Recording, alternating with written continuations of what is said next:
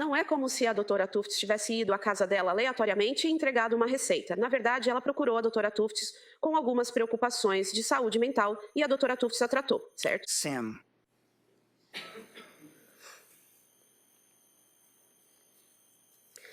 E a partir da sua análise dos registros e de tudo que você aprendeu neste caso, incluindo suas entrevistas com ela, é correto dizer que a SRIA Clancy nunca contou a nenhum dos seus profissionais de saúde, a nenhum dos seus médicos ou a nenhum dos hospitais que ela visitou que tinha pensamentos de machucar seus filhos. essa é a minha lembrança, que ela não compartilhou essa informação com nenhum profissional de saúde mental. E na sua revisão dos prontuários da doutora Tufts, da enfermeira especializada Jolada, trabalhadora de saúde mental Letícia Duques, e também no Hospital McLean, não é verdade, não é correto? Em todos esses prontuários. Indicar que a ré negou ideação suicida, negou ideação homicida, negou alucinações auditivas, negou alucinações visuais. Exceto por dizer que se sentiu suicida em dezembro. Sim, isso está correto. E não é verdade que, ao longo desses registros, todos eles documentam, todos esses profissionais documentam que não há sinais ou sintomas de psicose que sejam observáveis ou que ela tenha relatado. Sim, isso está correto. Agora, você foi questionada sobre a visita dela ao Women and Infants em Rhode Island. E o advogado de defesa lhe perguntou se eles se recusaram a ajudá-la e disseram para ela ir embora. Mas eles ofereceram ajuda a ela, não foi? Eles ofereceram 3 programas diferentes para ela. Isso não está correto? Sim, eles a encaminharam para outros programas que consideraram mais apropriados para o que ela tinha. Lendo da página 9 do documento 220 nos registros, afirma que atualmente ela está se queixando de insônia e entorpecimento mental que ela atribui ao uso de Seroquel. Ela deseja reduzir gradualmente o Seroquel e trabalhar para ter um sono melhor. Como os sintomas dela ocorreram tardiamente no período pós-parto e não estão claramente relacionados a fatores perinatais, a paciente foi orientada de que o WIHHP, que seria o programa pós-parto do Women and Infants Hospital, não é uma unidade de tratamento adequada para ela. Isso foi discutido tanto com a paciente quanto com o marido, e ambos concordam com isso. O marido da paciente acredita firmemente que ela foi medicada em excesso e diagnosticada de forma incorreta. Foram oferecidas várias opções para a paciente, incluindo tratamento em regime de internação para manejo medicamentoso, um programa de hospitalização parcial focado em saúde mental geral ou continuidade do acompanhamento ambulatorial. A paciente planeja fazer acompanhamento com a profissional responsável pelo atendimento ambulatorial para orientação, correto? Sim. E foi o Patrick quem disse que ela estava supermedicada, correto? Bem, ele foi um dos 2 que disseram isso. Ela também achava que estava supermedicada. Mas o pessoal do Hospital Women and Infants, aqueles que estão fazendo a avaliação, não dizem no diagnóstico que ela estava supermedicada. Eles listam efeitos adversos de medicamentos, correto? E listaram suspeita de efeitos adversos de medicamentos. E o que significa quando eles escrevem em um diagnóstico suspeita de efeitos adversos de medicamentos? Significa que é possível, mas ainda precisa ser confirmado. E não há em nenhum lugar do diagnóstico qualquer médico ou profissional de saúde mental dizendo que ela estava de fato supermedicada, correto? Na parte do diagnóstico aqui. De mulheres e bebês? Sim, desculpe, mulheres e bebês. Sim, eu não vi nada assim. Existe uma diferença entre estar supermedicada e ter efeitos adversos de medicamentos? Bem, acho que você está fazendo uma pergunta médica agora. E eu sou psicólogo, não um profissional da área médica. Então acho que não vou responder a isso. Tudo bem. Agora, no diagnóstico, você afirmou anteriormente que havia transtorno de ansiedade generalizada, correto? Entre os diagnósticos, sim. E depressão não especificada, possivelmente devido a efeitos adversos de medicamentos, correto? Sam, Então isso significa depressão, mas você precisa investigar mais a fundo para descartar ou confirmar se o medicamento está tendo algum efeito. Sam, Então isso não é certo. Isso não está dizendo que ela está deprimida por causa do medicamento, correto? só estava dizendo que é possível, precisa investigar isso. E nisso no que acabei de ler para você, a Ray estava dizendo a eles que achava que era o Seroquel e queria diminuir a dose, ou seja, sair do medicamento aos poucos, correto? Sim, Então ela foi ao Dr. Tufts depois disso e à enfermeira gelada. E a enfermeira gelada realmente deu a ela uma receita para diminuir a dose, correto? sim, Exatamente o que a Ré estava procurando, correto?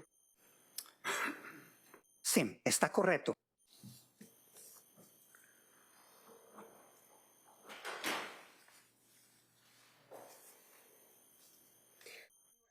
A advogada de defesa lhe perguntou sobre a Ré estar piorando cada vez mais. Mas isso foi entre setembro e dezembro, ou foi em janeiro? Isso só começou em outubro, quando ela começou a tomar a medicação. E ela parecia piorar cada vez mais em novembro e dezembro. E então, após sua alta do McLean em 5 de janeiro, ela parecia estar um pouco melhor em alguns aspectos, incluindo que ela estava dormindo melhor e seu humor estava um pouco melhor, e coisas assim. Então, se eu tivesse que descrever, foi pior de outubro até novembro, em dezembro, e então um pouco melhor e com alguma melhora em janeiro. E você foi questionada pela advogada de defesa sobre. Você mencionou que a terapia cognitivo-comportamental poderia ser algo que alguém poderia considerar, e ele te perguntou se isso caberia ao paciente fazer, correto? Sim, acho que é isso mesmo. Você sabia que há buscas no celular da Ré onde ela pesquisou sobre terapia cognitivo-comportamental ou terapia TCC? Sim, Então ela estava ativamente engajada no tratamento e pesquisando esse tipo de terapia, correto? isso era uma das várias coisas sobre as quais ela estava buscando informações e procurando, sim. Apesar de buscar informações sobre isso, ela nunca marcou uma consulta, até onde você sabe, para esse tipo de terapia? Até onde eu sei, ela não marcou. Você foi questionada sobre dissociação peritraumática, sobre como uma pessoa se sente fora do próprio corpo, observando o que está fazendo. Eu descrevi isso corretamente? Sim, E nesse cenário em que alguém pode estar passando por isso durante um evento traumático, isso significa que essa pessoa não está no controle do que está fazendo? não, isso não significa isso. Significa que isso influencia a percepção, a memória e assim por diante, mas não remove completamente o autocontrole da pessoa.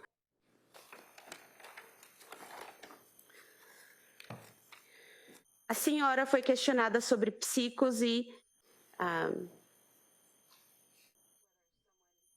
se alguém em psicose automaticamente obedeceria a uma alucinação de comando, e você disse que não seria responsável, e você disse que isso está correto. Por que? Porque os sintomas de psicose, incluindo alucinações de comando, não necessariamente tiram seu conhecimento, sua compreensão ou seu autocontrole. Elas podem, em alguns casos, mas em outros, não. E uma das coisas que as pessoas fazem para tentar manter mais controle é se distrair, rezar, fazer outras coisas.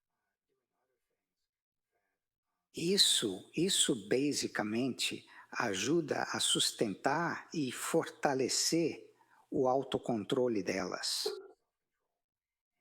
Então